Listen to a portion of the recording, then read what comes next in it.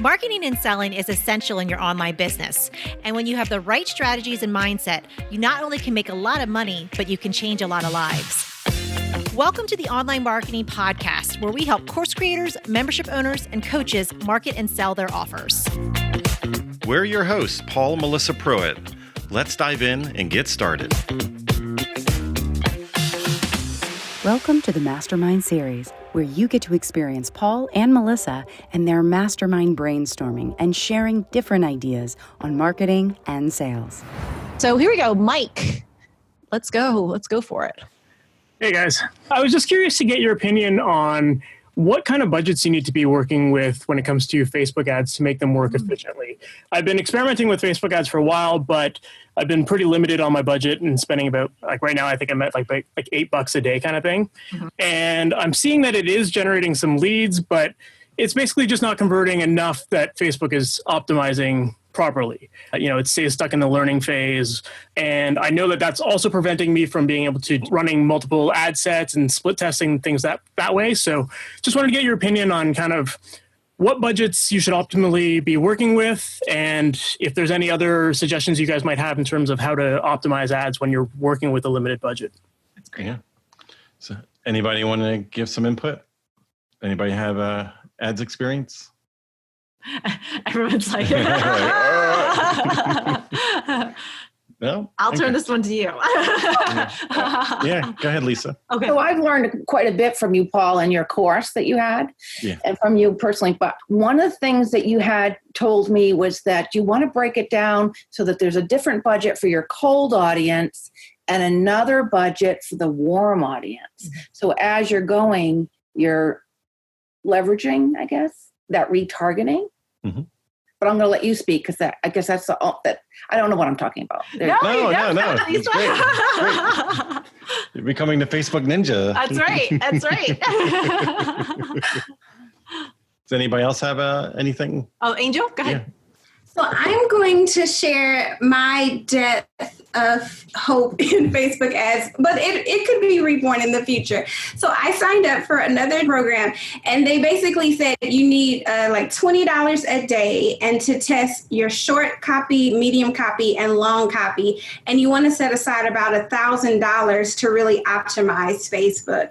And that part wasn't what turned me off. It was just kind of the testing, but I was testing and I still didn't know what was happening. So I tapped out and I'm focusing on organic for now. I just wanted to share my experience. No, it's good. It's good. I'm sure you're not alone with feeling that, tapping out.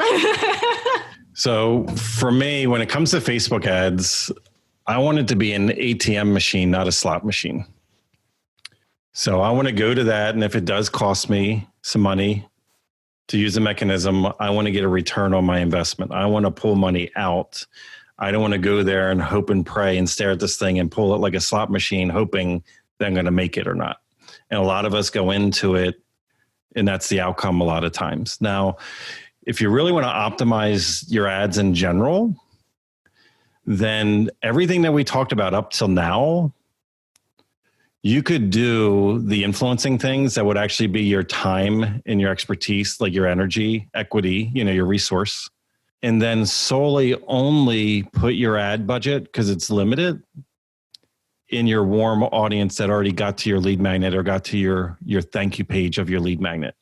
Because at least they have self-selected that they have interest in the thing that is aligned. Now, where we see a lot of people mess up is here's the problem with all of us and I say this generally, we all know too much information about our thing. We have too much expertise. We have too much knowledge. We have too much. And then what we want to do is we want to like verbally vomit everything all over everybody to prove that we are smart. And then what happens is we forget how things were when we were back all the way at that stage where we're trying to attract people. And we don't want when you're at the first step, you don't want to, you're looking at just jumping the hurdle that's in front of you. You're not staring at the entire racetrack. You know what I mean? And some of us give the whole racetrack to people right out the gate, and we overwhelm, we freak them out. So what we have to do is we have to make sure when you know what your paid thing is, when you really truly, and you know, like it answered, you see people on the Facebook group, you did the research, you see them talking about this stuff all the time. This is a pain point, and it is a pain point they're willing to pay for a solution for. Very key, because not all pain points, like, you know, if I get a little hangnail, it's going to be painful. But no company's just made money off of me. I'm going to deal with it. But if I got a gashing hole in my finger, I'm going to go get a Band-Aid, and Band-Aid I just use their product. Like, I'm willing to pay for the Band-Aid and antiseptic, but I'm not willing to do it because it's a gaping hole. It's a bigger problem. So make sure your problem is something people are willing to pay for, because I think that's missed a lot of times in this space. But when you know, like, this is like a problem that people are willing to pay for based on your research, your lead magnet should bridge people to your paid program, your tripwire, your lead magnet, whatever the thing is, your launch, your challenge. I don't care what it is, whatever mechanism, it needs to bridge. It needs to set people up so they desire your paid program. This is where people mess up. They're just like, hey, I'm smart. I'm going to come up with this lead magnet, because I'm really smart, and people, they're going to love it. And then they jam it into the market, and people are like, no, I don't like that. We've done this. So. I don't. Yeah, we've done this. We've done this. We've done this through the years.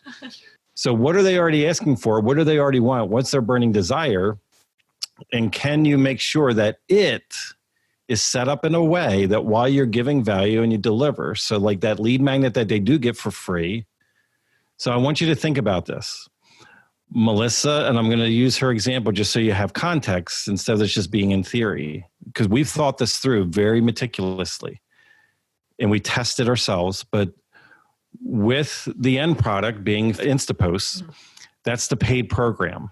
Now that is a daily deliverable. Okay. So it's a daily deliverable social media posts, ideas, right? Prompts. So since that's a daily deliverable, what would be the right thing to put in front of it that if somebody got the freebie, they would be perfectly in line and naturally would want the next thing, which is the paid product.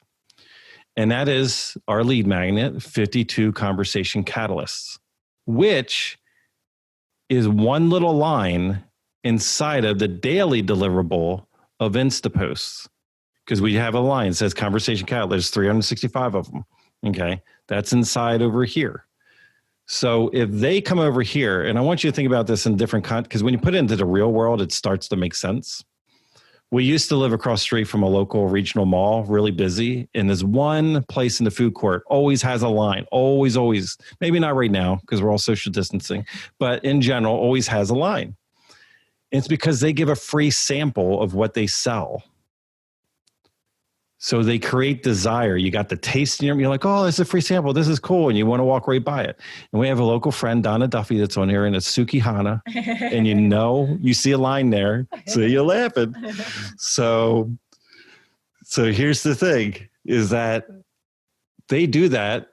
That's their lead magnet. That's their real world lead magnet. They give you a taste.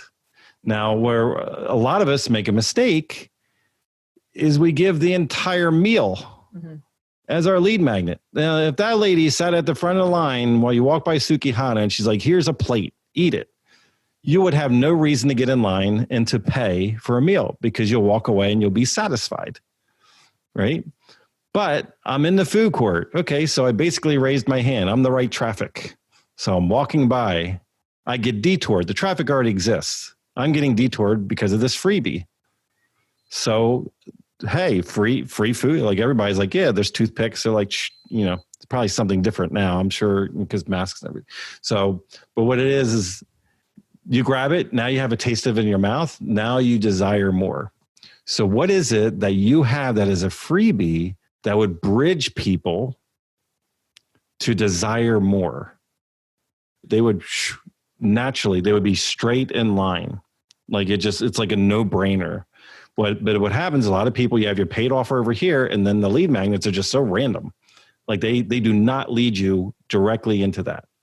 Now, what you also do with your lead magnet is you embed, you hear this as seeding, embedding, we used to call it pre-framing. You seed your paid offer, you create the desire in your freebie. Oh my goodness, if you love 52 Conversation Catalysts, which is one post per week, you are going to love InstaPost, where we help you every single day. You can wake up every day and this is like having a best friend whisper in your ear to tell you what to say on social media today. It's perfectly aligned. It's the next step. So look at that when you look at your lead magnets, because then when somebody comes into your lead magnet, we come back to the original question. Spend your money on retargeting the people that get to the thank you page.